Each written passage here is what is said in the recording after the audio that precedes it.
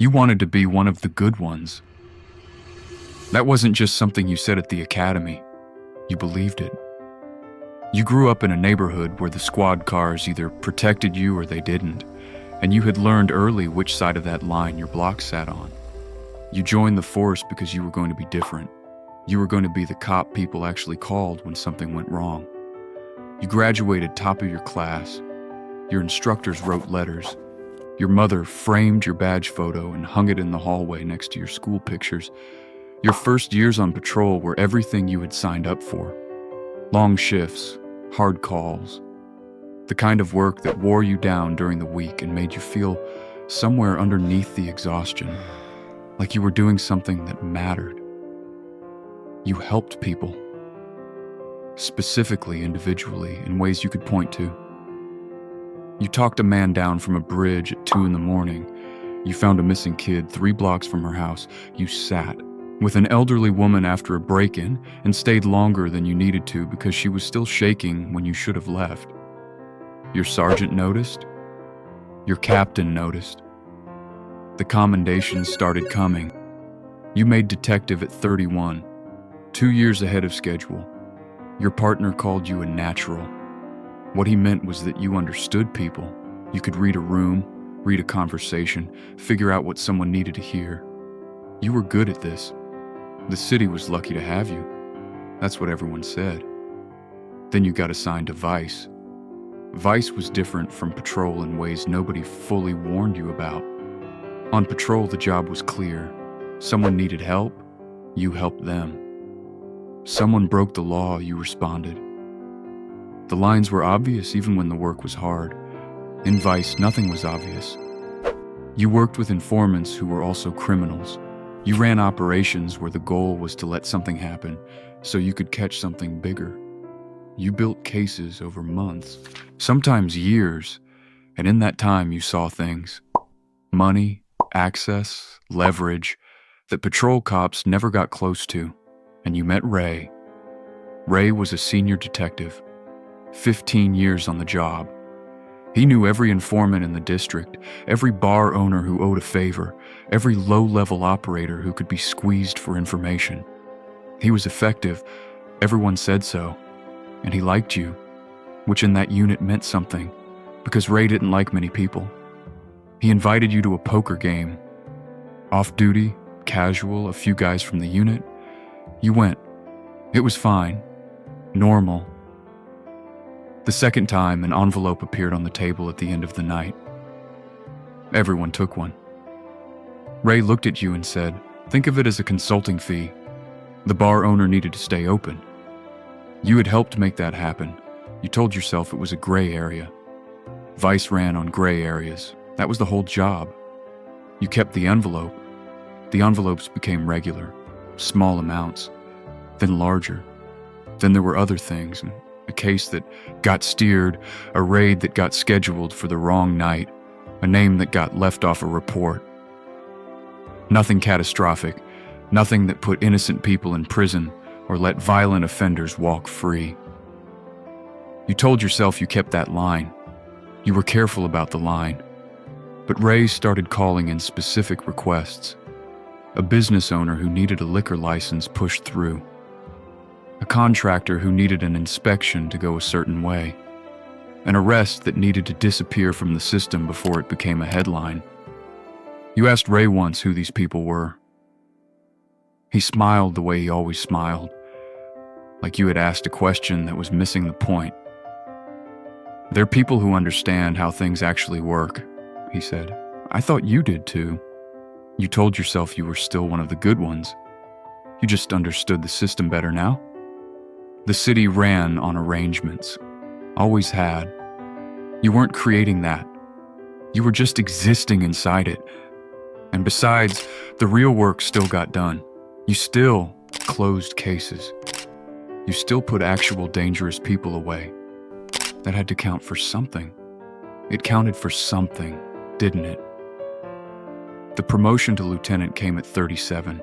More oversight now, more paperwork, more distance from the street, but also more access to which cases got resources and which ones didn't. Ray introduced you to people at that level who had been waiting for someone they could work with. Someone credible. Someone with a clean record and a stack of commendations and a reputation that could absorb a few things without anyone looking too closely. Your reputation was the product they were buying. You just didn't see it that way yet. The internal affairs investigation started because of someone you had never met. A low-level operator who had been arrested on an unrelated charge decided to trade what he knew for a reduced sentence.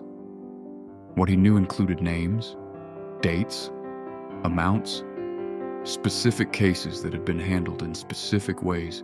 Your name was in there, Ray told you, about it before the department did.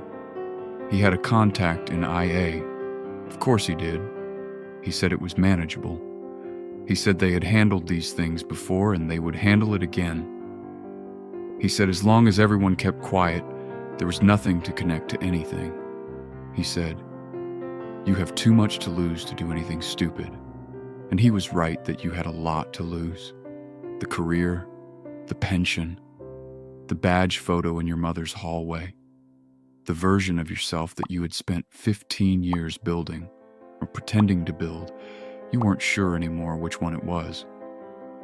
The IA investigator was young, newer to the job than you expected. She sat across from you in a conference room with a legal pad and a recorder, and she asked you questions in a tone that was completely, infuriatingly neutral. She wasn't accusatory. She wasn't friendly. She was just precise. You answered everything carefully, correctly, the way Ray had coached you, but she kept coming back. Different questions, same territory. She had clearly been at this longer than the meeting suggested. And on the third session, she put a document on the table in front of you, a phone log, and she didn't say anything. She just let you look at it. You looked at it for a long time. You thought about the man on the bridge, the missing girl 3 blocks from her house, the woman who was still shaking after the break-in. You thought about the rookie version of yourself who had a reason for all of it, who had actually meant it. Then you thought about the envelopes, the steered cases, the names left off reports, the 15 years of arrangements and justifications and lines that had moved so gradually you had stopped noticing they were moving. You looked at the investigator. You told her you wanted to start over. What followed was not a clean story. Cooperation never is. It took 8 months. There were depositions and recordings and moments where you had to say specific things out loud in specific rooms and hear them played back to you in your own voice. Ray hired lawyers and called you a liar and made sure that everyone in the department who had ever respected you heard his version first. Some of them believed him. You lost the badge, you lost the pension, or most of it. You lost the career. You kept your name off the indictment in exchange for full cooperation, which felt like less of a win the longer you sat with it. Your mother took the photo down from the hallway. Not because she stopped loving you. She said she just couldn't look at it the same way. You understood. You couldn't either. Here is what you kept. The memory of the man on the bridge, the missing girl, the woman who was shaking. Those moments were real. The person who showed up for them was real. That is not nothing, even if everything that came after it was. And the testimony you gave, all of it, every uncomfortable, self-incriminating word, that was real too. It put Ray away. It untangled 15 years of arrangements that had been costing the city in ways that were difficult to measure and impossible to ignore once someone finally started measuring. The IA investigator sent you a message afterward. 2 sentences. She said the testimony had been the hardest thing to get and the most important thing they had. She said, it mattered. You think about the rookie who graduated top of his class, who wanted to be one of the good ones. He made a lot of wrong turns. He told himself stories that weren't true for long enough that he almost forgot they weren't true. But he found his way back. Not to the badge, not to the career, just to the truth. Sometimes that's the only version of the good guy that's still available to you. Sometimes that's enough.